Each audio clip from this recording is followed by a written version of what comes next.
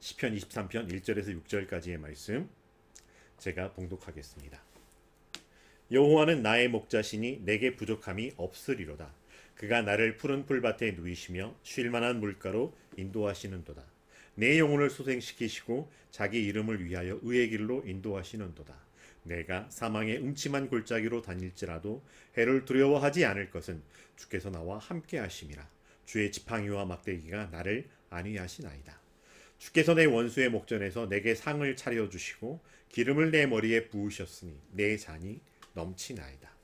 내 평생에 선하심과 인자하심이 반드시 나를 따르리니 내가 여호와의 집에 영원히 살리로다. 아멘. 오늘은 10월의 마지막 주일 아침입니다. 마지막 날은 좀 더 남았지만 마지막 주일 아침이기도 합니다. 이 한 해, 또 이 한 주 어떻게 보내오셨을까요? 2025년 10월의 마지막 주일. 사실 2025년은 놀라운 충격과 함께 시작된 해였습니다. 그리고 여전히 그 충격의 여파가 가라앉지 않고 그 여파들이 계속 우리를 휩쓸어 가고 있는 상황 속에 있습니다. 설상가상으로 국제적인 상황들이 우리를 더욱 어렵고 힘들게 하는 그런 상황들 속에 있습니다. 많은 것들이 우리의 발목을 잡고 온전히 주님 앞으로 나아가고 싶은데 그렇게 못하게 만드는 것 같은 상황들을 속에 있었지만 우리는 10개월을 살아내었습니다. 이제 이 한 해가 2달을 남기고 있습니다. 유종의 미, 아름다운 마침표를 어떻게 찍고 싶으신가요? 열심히 살아왔고 열심히 살아갈 더 잘 돕는 사람들, 우리 하나님의 자녀들을 응원하고 축복하는 마음입니다. 무난합니다. 사랑합니다. 축복합니다. 기도합니다. 응원합니다. 오늘 말씀은 참 귀한 다윗의 고백입니다. 신앙의 고백입니다. 그리고 우리뿐만 아니라 우리 다음 세대에게도 물려주는 귀한 위로의 말씀, 힘을 주는 말씀이기도 합니다. 오늘 말씀을 현대어 성경으로 제가 다시 한번 이렇게 들려드리고자 합니다. 성경의 여러 버전들이 각각의 맛을 가지고 하나님의 말씀을 우리에게 들려주고 있는데 조금 더 현대어의 성경이 저의 마음에 뭉클함을 주어서 여러분과 함께 공유하고자 합니다. 여호와는 나의 목자시니 내게 그 무엇이 부족하리요. 편히 쉬라. 푸른 풀밭으로 인도하시고 고이 쉬라. 시원한 시냇가로 데려가시네. 내게 생기 불어 넣으시고 똑바른 길로만 이끌어 주시니 주님이 아니고서야, 주님의 이름 아니고서야 어찌 그러리. 나 죽음 그늘 들이운 깊은 골짜기 지난다 해도 아무런 두려움 없이 가리라. 주께서 내 곁에 함께 계시니 목자 손에 들려있는 지팡이와 막대기처럼 인도하여 주시니 하고 많은 시름 사라져버리고 이 마음 이렇듯 든든하여라. 원수들 두 눈 뜨고 쳐다보는데 보란듯이 이것 앞에 잔치상 차려주시고 귀한 손님 대접하듯 기름 발라주시며 잔이 흘러 넘치라 하고 부어주시네. 아, 그 누가 이렇듯 행복하리요. 이처럼 포근하리요. 주님의 손길 살아생전 끊이지 않으리니 이 목숨 살아 숨쉴 동안에 주님의 전에 오래도록 살으리이다.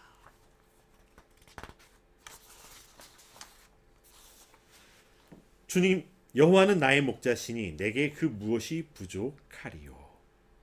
이 고백이 다윗의 고백으로 우리에게 들려주는 위로의 말씀뿐만 아니라 우리가 누리고 살아가는 신앙의 삶이 되기를 간절히 소망합니다.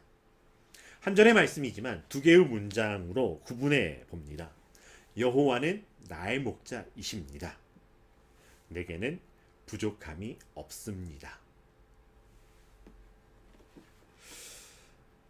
여호와는 나의 목자이십니다. 아무도 부인하지 못하고 아무도 거절하지 못할 신앙의 고백입니다. 여호와는 나의 목자이십니다.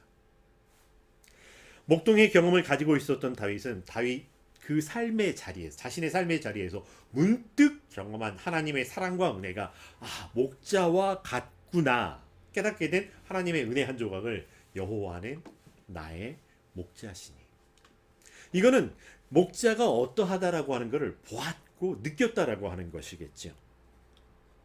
주는 나를 기르시는 목자요 나는 주님의 귀한 어린 양. 양을 보호하기 위해서 양 떼도 있지만 한 마리 한 마리의 양을 보호하기 위해서 때로는 사나운 사자와 곰, 늑대와 마주서야 합니다. 두렵지 않을까요? 두려움에도 불구하고 마주 서야 했고 마주 섰다라고 하는 걸로 끝나는 것이 아니라 끝끝내 양떼를 지켜내야 했던 삶입니다. 오 하나님 내가 이렇듯이 하나님 나를 이스라엘 백성을 이렇게 사랑하십니까? 이렇게 보호하시고 이렇게 책임지시고 이렇게 인도하십니까? 안전한 울타리에 몰아넣으시려고 얼마나 부르시고 뛰어다니시고 찾아가시는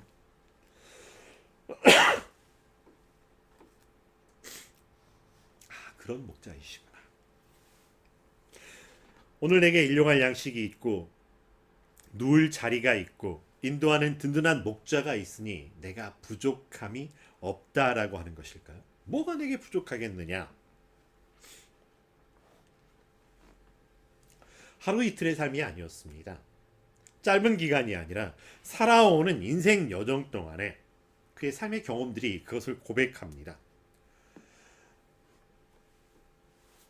골리앗과의 싸움 이후 장수로 이렇게 불러서 살아가던 삶 이전에 목동으로 살아왔던 그 삶의 고백이 한순간에 사르르 녹아내려 하나님을 향한 찬양으로 정말 단순한 한 문장이지만 그의 안에 그의 수십 년의 신앙의 고백이 경험이 뭉쳐져 녹아내리고 있었다라고 하는 것입니다.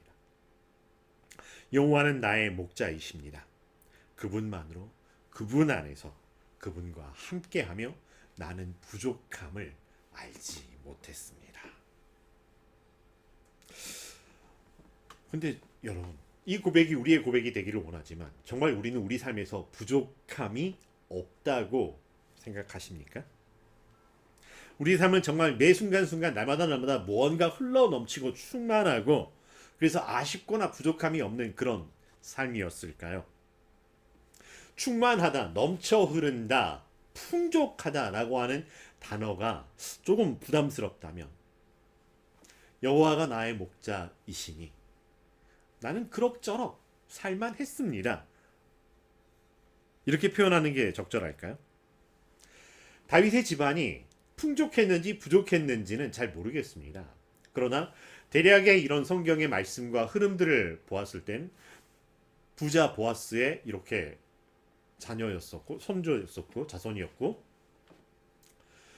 또 형들과 함께 양떼를 치고 농사를 짓는 그런 삶의 모습을 보았을 때 최고 상위층은 아니더라도 부족하지 않은 중류층 이상의 삶을 살아왔을 것 같은 느낌이기도 합니다.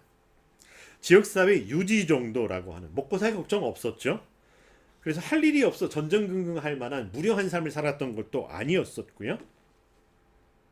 그냥 그의 삶 속에서 먹고 살기에 충분한 그리고 또 장수가 되었어도 그들의 패거리와 함께 할 만큼 충분한 또 왕이 되어서도 충분한 부족하지 않은 삶을 살아왔었던 다윗. 그래서 그렇게 고백했을까요? 여호와는 나의 목자시니 내게 부족함이 없으리로다. 나는 부족함이 없습니다. 나는 부족함이 없습니다.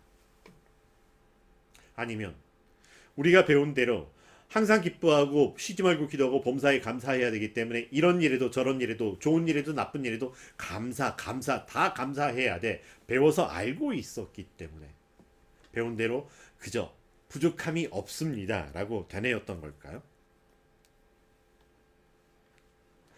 여호와 하나님이 내게로 오셔서 나의 목자가 되어 주셨고 그분이 나를 자신의 양떼로 들이셨습니다.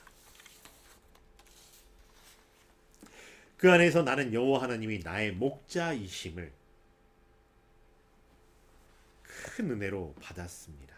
그래서 부족할래야 부족할 수도 없고 모자랄래야 모자랄 수도 없고 아쉬움이라고 하는 것이 머무를 틈조차 없었습니다. 여호와 하나님이 나의 목자이십니다. 여호와 하나님이 나의 목자이십니다. 이 고백은 여호와 하나님이 어쩌다 가끔 나의 목자가 되어주신 때도 있었습니다. 이게 아닙니다. 여호와 하나님이 이제는 나에게도 목자 되어주시기를 간절히 소망합니다. 이것도 아닙니다. 여호와 하나님만으로 나의 목자를 삼기에는 뭔가 아쉽고 부족하지 않을까, 이런 것도 더더욱 아닙니다. 간결하지만 무엇보다 힘차고 당차고 무엇과도 바꿀 수 없는 고백이 여호와 하나님이 나의 목자이십니다. 여호와는 나의 목자이시니 내게 그 무엇이 부족하리요. 편히 쉬라. 푸른 풀밭으로 인도하시고 고이 쉬라. 시원한 시냇가로 데려가시네. 내게 생기 불어 넣으시고 똑바른 길로만 이끌어 주시니 주님이 아니고서야, 주님의 이름 아니고서야 어찌 그러리. 여호와 하나님께서 우리를 인도하시고 우리를 데리고 가셨던 그곳은 어떤 곳일까요? 가라 하는 곳, 때로는 머물라 하는 곳, 때로는 그 사이에서 걸어가고 있는 그 길은 어떤 길일까요? 어린 시절 동네 아이들과 모여서 놀이를 하던 것 중에 이 누군가의 등 뒤에 머리를 박고 눈을 감고 어디만큼 왔니? 라고 물으면서 이 놀이를 하던 적이 있었습니다. 먼 길을 가야 되는데 심심하게 친구들과 같이 눈 감고 그냥 앞 친구가 인도하는 대로, 그래서 앞 친구가 하는 대로 당당 멀었다, 때로는 어디만큼 왔다, 누구 집을 지난다 라고 하면서, 그럼 우린 머릿속에서 이 길이구나, 여기까지 왔구나, 얼마만큼 나왔겠다. 우리는 지금 어떤 길을 걸으며 어디에 머무르고 있는 걸까요? 어떤 곳, 어떤 장소라고 하는 것 참 우리에게 중요합니다.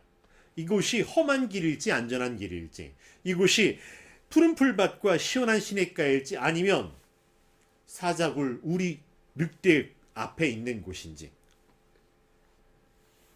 그러기에 사람들은 저마다 소망하고 기대하고 있는 곳이 있습니다. 푸른 풀밭과 맑은 시냇가를 이렇게 할 때 이 정도는 되어야지 기대하고 소망하는 것들이 있습니다. 그런데 그것보다 더 중요한 것, 주가 인도하는 곳이라고 하는 것입니다. 주께서 나를 데려가시는 곳이라고 하는 것입니다. 어쩌다 보니 떠밀려 여기까지 왔습니다 라고 하는 것이 아닙니다. 묻고 물어서 길을 잃어버렸는데 내가 찾아서 여기 왔습니다 라고 하는 것도 아닙니다. 주께서 나를 인도하신 곳, 주께서 나를 데리고 오신 곳, 주께서 나를 인도하신 곳, 주께서 나를 데리고 오신 곳이라고 하는 게 어떤 의미일까요? 기껏 주님께서 데려와서 나를 머물게 하셨는데, 여러분 지금 여러분의 삶의 자리가 푸른 풀밭이며 시원한 시냇가이십니까? 이런 표현에서 죄송하지만 지지로 궁상 맞은 것 같은 이 자리가 어떻게 푸른 풀밭이 되고 시원한 시냇가가 될 수 있을까요? 도대체 이것과 내 삶의 자리와 하나님의 말씀이 어떤 연관이 있는 걸까요? 억지로 우기면 될까요? 믿고 보면 다 그 어디나 하늘나라야. 그렇게 하기 때문에 그런 걸까요? 십자가를 지고 힘들고 지쳐도 괜찮아, 다 그 어디나 하늘나라야, 이러면 되는 걸까요? 우리가 기억하고 외운 대로 우리의 입술을 통해서 그 말씀을 외쳐대면 그것이 정답일까요? 근데 왜 나는 힘든 겁니까? 푸른 풀밭 시원한 시냇가, 푸른 풀밭 시원한 시냇가, 푸른 풀밭 시원한 시냇가, 아무리 되뇌어 봐도 힘이 듭니다. 도대체 다윗은 어떤 곳을 다녔기에 그의 삶이 푸른 풀밭과 시원한 시냇가라고 이야기를 합니까? 인생이 소풍이었을까? 다윗에게는 정말 그렇게 보였을까? 다윗의 인생은 정말 쉬운 인생이었을까?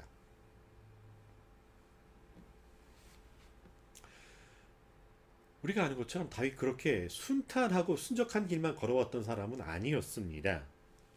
그리고 우리도 마찬가지고요.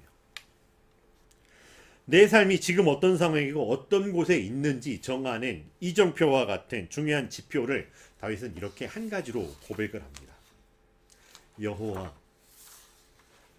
하나님이 나의 목자이십니다. 그분이 나를 인도하십니다. 아멘입니까? 근데 정말 여러분에게 묻고 싶습니다.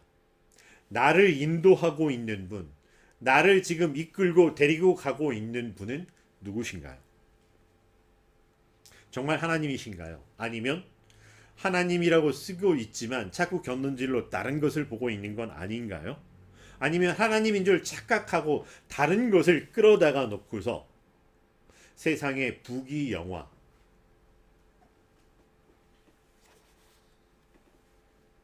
만약 하나님 아닌 다른 것에 우리가 이끌림을 받고 인도함 아래 있고 그를 따라간다라고 한다면 우리는 잘못된 길을 가게 될 것이고 엉뚱한 곳에, 전혀 쉴 수 없는 곳에, 전혀 시원해질 수 없는 곳으로 유괴되고 납치될 뿐이라고 하는 것이죠.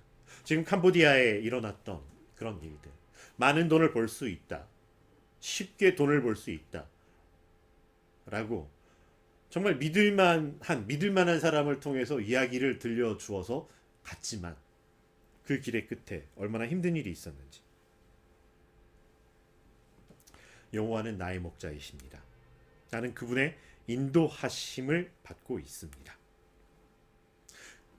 그분은 내게 생기 불어넣으시고 똑바른 길로만 이끌어 주시니 주님이 아니고서야, 주님의 이름 아니고서야 어찌 그러랴 고백하고 있습니다.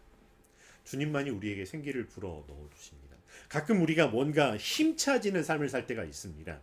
근데 그것이 무언가 우리의 이 그럴듯한 것에 혹해서 욕심과 흥미에 취해서 피곤한 줄 모르고 살아가는 것이 생기인 줄 착각할 때가 있습니다. 아니라고 하는 거예요. 주님이 우리에게 주시는 생명의 기운, 생기는 다른 것이죠. 주님은 우리를 똑바른 길로 인도하십니다. 쉽고 편한 길로 가는 것이 아니라 주님 가신 길로 인도하여 주십니다. 좁고 협착할지라도 생명으로 인도하시는 길이라고 하는 것입니다. 그 길은 하나님의 나라로 이어지고 있고 그 길을 통해서 많은 사람들이 우리와 함께, 오히려 우리가 우리 뒤를 따른 사람들을 옳은 대로 이끌어 나가는 그 길이 될 것이라고 하는, 주님 가신 길이라고 하는 것입니다. 이것은 주님 아니고서는, 주님의 이름 아니고서는 이루어질 수가 없다라고 하는 것입니다. 하나님은 우리에게 주의 이름 외에 다른 것을 주신 적이 없다라고 말씀하여 주셨습니다. 나 죽은 그늘 드리운 깊은 골짜기 지난다 해도 아무런 두려움 없이 가리라. 주께서 내 곁에 함께 계시니 목자 손에 들려있는 지팡이와 막대기처럼 인도하여 주시니 하고 많은 시름 사라져버리고 이 마음 이렇듯 든든하여라. 원수들 두 눈 뜨고 쳐다보는데 보란듯 이것 앞에 잔치상 차려주시고 귀한 손님 대접하듯 기름 발라주시며 잔이 흘러 넘치라 하고 부어주시네. 이 삶이 우리의 삶 되기를 간절히 소망합니다. 주님이 우리에게 약속하신 것은 단순히 풍요와 번성에 관한 것이 아닙니다. 잘 될 거야, 흥할 거야, 부자가 될 거야, 이게 아니라 지금 여기 내가 너와 함께 함이라 라고 하십니다. 주님께서 지금 여기 우리와 함께 하심이 하나님의 약속입니다. 때로 지팡이와 막대기로, 때로 위로와 소망의 말씀으로, 때로 이 엄한 훈계와 질책의 말씀으로도 함께 하십니다. 그 힘든 길을 걸어가는 우리를 아시기에 위로하시고 우리와 함께 하시지만 쉬운 길로 가자라고 하는 것이 아니라 주님의 길을 걷고 있는 자들에게 귀한 손님 대접하듯이, 때로는 우리 자녀들을 함부로 대할 때가 있지만 정말 이 어렵고 귀한 손님을 대접하는 것처럼, 자녀를 손님으로 대접하는 것처럼 기름을 발라주시고 잔에 흘러넘치도록 주의 사랑과 은혜를 이미 부어 주셨다라고 찬양합니다. 내가 기대했던 것보다 하나님은 내게 부어주신 것이 훨씬 많습니다.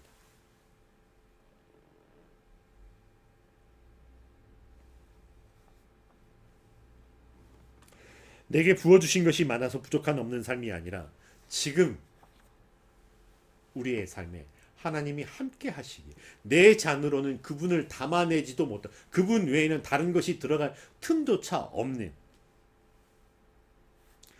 그러기에 하나님 한눈만으로도 전혀 부족할래야 부족할 수 없는 우리의 삶을 알아보게 하시는 말씀입니다. 우리 삶에서 정말로 쉴만한 물가와 푸른 초장은 어떤 곳, 어디일까요?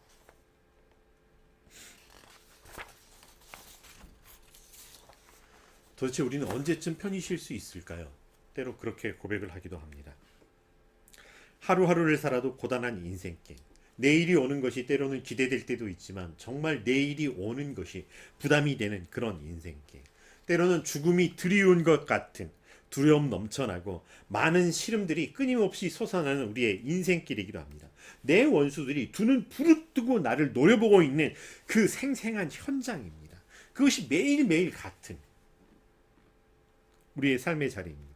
견뎌낸다는 것만으로, 그 자리에 서 있다라고 하는 것만으로 정말 숨이 턱턱 막히고 죽을 것 같은 위협 앞에 있는 그런 삶입니다. 그런데 그 삶의 현장에 주의 지팡이와 막대기, 나를 보호하시고 인도하신다라고 하는 것. 원수들이 두 눈 부릅뜨고 있는데 떡하니 잔치상을 차려냈고 먹으라고 반찬을 챙겨주시고, 그뿐만 아니라 내게 귀한 기름으로 발라주시고 나를 세워주시는 하나님이 내 앞에 있다라고 하는 것.